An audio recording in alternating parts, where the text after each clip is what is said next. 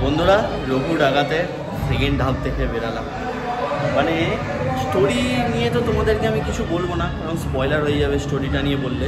কিন্তু রঘু ডাকাতের যে গল্পটা, সেটা কিন্তু একদম ফিকশনাল ওয়েতে বানানো হয়েছে।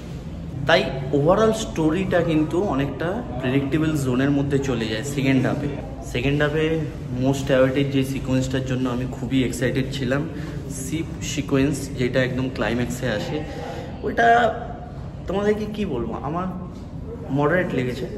যেহেতু সব কিছু অনেকটা প্রেডিক্টেবল জোনের মধ্যে চলে যায়, সেই জন্য মানে শিপ সিকোয়েন্সটা খুব একটা আমার ঠিক জমলো না। মানে যতটা আমি এক্সপেক্ট করেছিলাম ততটা তো ফুলফিল করতে পারিনি। কিন্তু আমার মতে সেকেন্ড হাফটা আরও এনগেজিং হতে পারতো, স্টোরিটা আরও এনগেজিং হতে পারতো, রঘু ডাকাতের যে অরাটাকে আরও ভালোভাবে ডিফাইন করা যেত। সেকেন্ড হাফে যেই জিনিসটা আমার সবচেয়ে দারুণ লেগেছে সেটা হচ্ছে ওই যে মা কালীর সিকোয়েন্সটা আসে ভাই, ওইটার যা ব্যাকগ্রাউন্ড স্কোর আর দেবদার যা পারফরমেন্স, মানে জাস্ট খেয়ে নিয়েছে।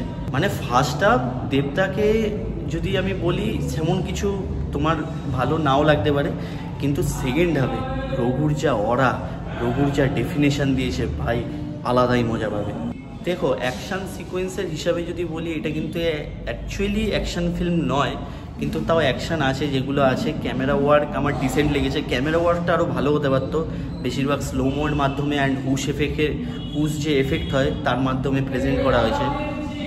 কিন্তু সেকেন্ড হাফে যে শকিং ভ্যালুটা আছে, স্পেশালি সোহিনী আর ইদিকার একটা ফাইট সিকোয়েন্স আছে, ওই জায়গাটা ভাই দুর্ধর্ষ বানিয়েছে।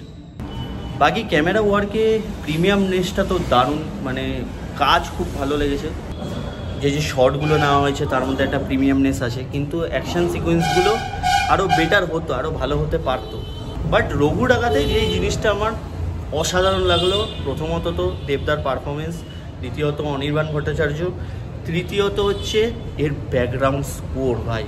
মানে মা কালীকে ট্রিবিউট দিয়ে যে সাউন্ড এফেক্টসগুলো, যে গানগুলো ইউজ করা হয়েছে এখানে, মানে এর যে অরিজিনাল সাউন্ড ট্র্যাক ওএসটি শুনলে তোমরা বুঝতে পারবে, মানে অসাধারণ। আর রঘু যে বিজিএমটা আছে তো ভাই দুর্ধর্ষ লাগে। আর হ্যাঁ, আর একটা গান সেদিন ইভেন্টে বলেছিল 2খানা গান, কিন্তু অ্যাকচুয়ালি 3খানা গান আছে। আমি এর আগে ট্রেলারের লাস্টে যে নিচে ক্রেডিটস দেওয়া থাকে না সিঙ্গারে, ওখানে আমি দেখেছিলাম কৈলাশ খেরের একটা গান আছে, মানে কৈলাশ খেরের একটা গান আছে যেটা দারুণ। মানে সেকেন্ড হাফে ইমোশনালটা খুব ভালোভাবে পোর্ট্রে করেছে। মানে ইমোশনাল অ্যাসপেক্টসের দিক থেকে যদি দেখতে চাও তাহলে অনেক কিছু পাবে, মানে তোমাকে ভাবাবে, তোমাকে কাঁদাতেও বাধ্য করবে কিছু কিছু সিনে। ক্লাইম্যাক্সের যে ডায়লগগুলো, নিয়তি লেখে মা আর বিধান লেখে রঘু, ভাই দারুণ লাগবে।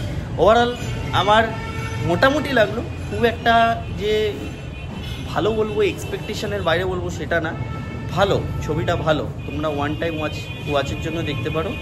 বাকি একটা ডিটেল রিভিউ আমি বাড়িতে গিয়ে আরামসে ধীরে সুস্থে করবো, সেটা দেখো, সেটা লটটক্সে আসবে।